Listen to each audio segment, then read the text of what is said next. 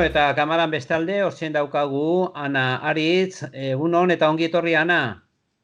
Egunon, mila esker.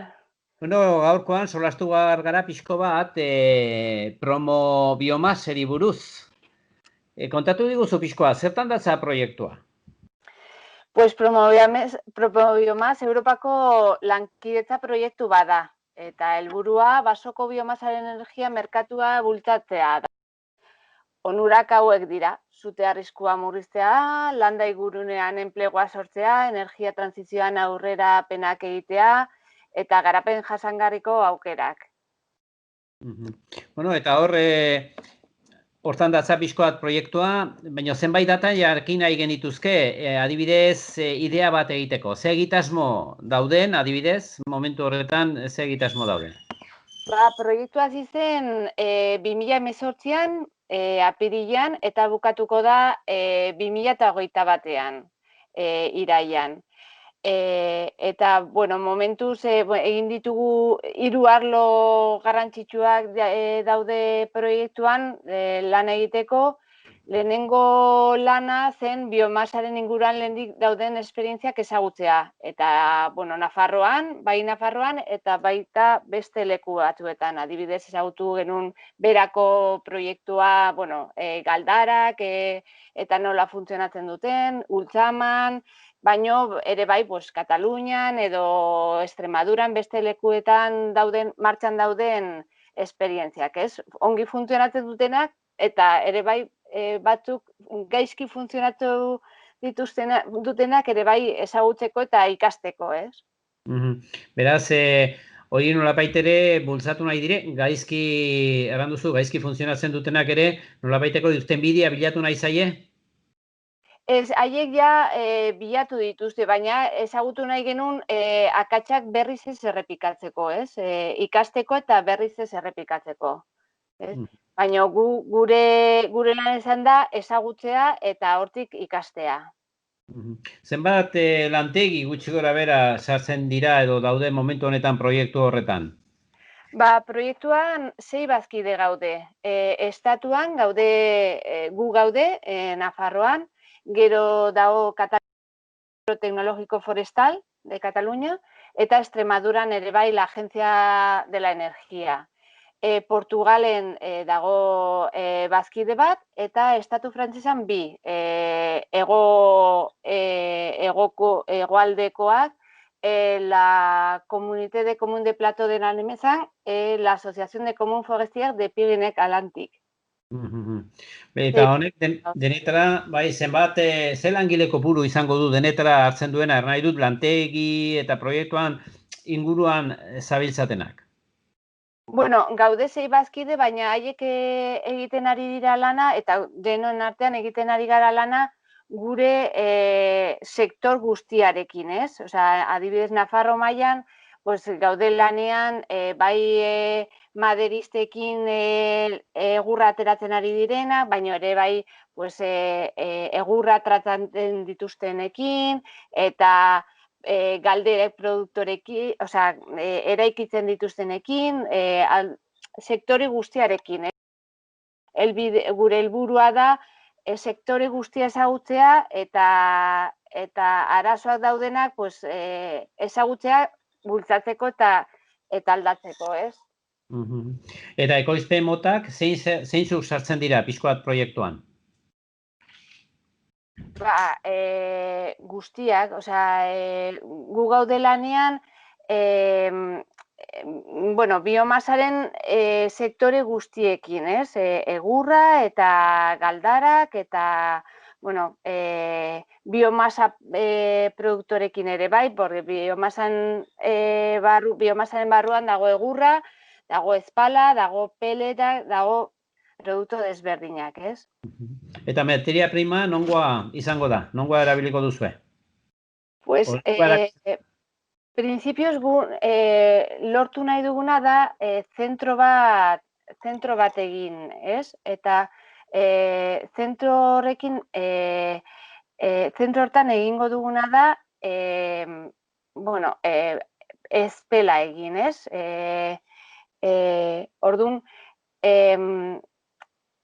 Nasubintzako etxe bizita sozialen eraikinetako biomasa galdarak eta sektore publikotik etorkizunean bultza daitezken instalazio batzuk hornituko ditugu. Hoi da helburua, proiektuaren helburua, eta hortarako agoitzen, prestatzen ari gara zentro bat hori dena egiteko, ez?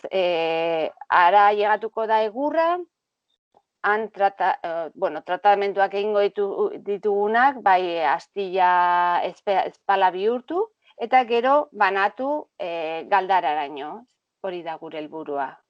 Beraz, ja dagoeneko, ja badituzue toki zehaz batzutara, non banatuko duzuen hor ekoizten dena, produzitzen dena, aipatu duzu hainbat toki horietan. Beraz, bezeroak ja identifikatuta dituzue hasieran bintzet. Baitaren merkatu librera aterako da? Printzipioz, gure galdarak izango dira, Nasubintzako galdarak, ez? Gure etxe bizitza sozialen galdarentzako izango da. Baina gero egia da, beste propietario batzuk edo beste adibidez udalak edo Nafar gobernuko galdarak edifizio publikoetan daudenak. Horiek ere bai, aukera egongo da gure espala konsumitzeko, ez? Gauza da, gu nahi duguna da bultzatu, ez? Bultzatu nahi dugu espala edo egurra edo gure basoko produktuak erabiltzeko, ez? Eta konsumitzeko. Baina gu ez gara izango gu bakarrik, ez da izango Nasubintza, baizik eta gu nahi duguna da elkartu orain dauden enpresekin eta haiekin gu bakarrik ezin dugu hori egin, espala gu bakarrik ezin dugu egin.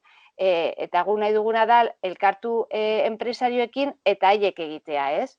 Haiek egin behar digute, guri espala haiek dakitelako nola egiten den eta nola funtzionatzen den merkatua, haiek ekarriko dute egurra, haiek tratatuko dute, gu izango gara, gu jarriko dugu lekua egiteko, ez? Baina gure asmoa da haiekin lan egitea. Eta ja bada... Eta identifikatuta daude ja, hortan arituko diren enpresariak edo hortan arituko direnak, bai? Bai, gu lanean ari gara haiekin eta gero, bai egia da, gu enpresa publika garela, eta atera behar dugula lizitazio publiko bat, haiek, gauzak ongi egiteko, ez? Baina bai, haiek daude gurekin lanean, eta, eskertzen diogu pila bat, haiek dute informazio guztia, ez? Eta kalitate prezioari dagokionez, hori ere, ja nolabaiteko kalitatea eta prezioa, ja estimatuta dago, ja jarria dago? Bueno, gu egiten ari gara, ongi funtzionatzeko prestatzen ari gara bideragarritasun plan bat, ez? Baina egia da ez dela berdina hiriko galdarak edo herriko galdarak. Hiriko galdarak behar duten kalitate, primeran, ez? Espala izan behar da, kalitate hoberena, emisioa murrizteko eta emisioak ahalik eta gutxien edukitzeko, ez? Herrietan desberdina da, baina gure kalitatea izan behar da, primerakoa. Eta, baina, prezioa izan behar da, prezio kompetitibo bat, bestela zenbakiak ez dira ateratzen. Horregatik, dena ikasten ari garen, dena ongi ateratzeko, ez? Ezin dugu ordaindu beste enpresa batu, baino gehiago produktu berdinengatik. Zein da sektorearen egoera? Egur sektorea da sektore bat nahiko bitxia, ez? Daude enpresa oso txikiak, familiarrak gehienetan, baino lanean ari dira pila bat, teknologiaz bultzatzeko eta hoiekin gaude. Egurra hor daukagu, egurra gure ondoan dago, gure lema, proiektu lema da gure ondoan bizi azten den energia dena, ez? Eta erabili behar dugu, hor dago, eta erabiltzen ari gara beste konbustible batzuk oso urrutitik ekartzen ditugunak eta gure ondan ditugu eta hori erabili behar ditugu. Eta haiek kontzienteak dira eta esfortzu handi bat egiten ari dira ere bai gurekin lan egiteko eta bultzatzeko. Bueno, eta ze onurak ekarriko ditu zure ustez proiektu honek? Onurak, onura asko daude. Gu lortu nahi duguna da baso kudeaketa jasangarria aurkitzea, zirkuito laburrean lan egitea, erregai fosil gutxiago erabiltzea, berotegi efektua eragiten duten gazen emisioa murriztea, karbono aztarna murritzea, herriko enplegua bultzatzea, klima aldaketaren aurka egitea, helburu asko ditugu eta hortaz gaude, ez? Beraz, pentsatzen dut baitere baso kudeaketa hori, ez, erraten zenun bezala sostenigarria izatea, ez da baita, kaso honetan. Baitere erabiltzen dire, sasiak, oteak, nola baitere mendia zikintzen duten hori, baitere erabiltzen da edo bakarrik ezpala da?